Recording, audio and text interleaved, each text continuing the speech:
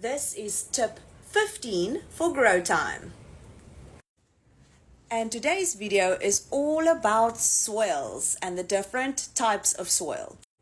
So before you start planting and just putting seeds in the ground, it's important to identify what type of soil you have at your house. Here are the 6 main soil types.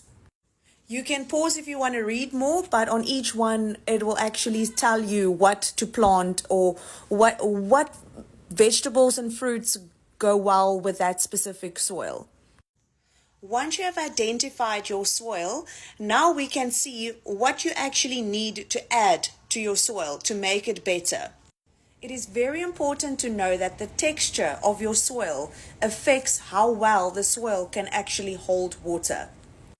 So for instance, clay soil will retain water more. Up here is a very nice description that I found that's very helpful, like pause to read more. Once you've established your soil, now it's important to know, like for instance, clay soil is good for areas where there's more drought because it will retain the water more, but it can actually become a problem too.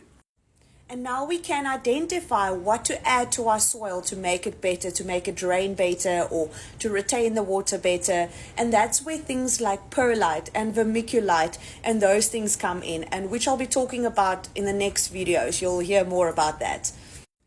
I also want to tell you to not get discouraged if you see that you don't have the right soil or the recommended soil. Just by adding a few things, even compost, adding compost in very sandy soils, it makes a big difference over time. And in South Africa, we have a lot of Port Jacksons, for instance, that as far as I know, it doesn't belong in our country, but there's a lot of it in South Africa. And a Port Jackson is a tree that literally takes everything out of the soil, like everything, all the nutrients, everything. Everywhere I've gone and I've seen a lot of Port Jackson trees, you find the soil to be very sandy. I've literally seen how some areas it looks like beach sand after many years of the Port Jackson taking everything out of the soil. So it'll just take a little bit of time, a little bit of effort, and you can fix that, like most things in life. And there you have it. By identifying the proper soil and what you need to add is going to make your life a lot easier and make your plants happier. Have a better season, all of those sort of things. Happy planting, or should I say happy soiling?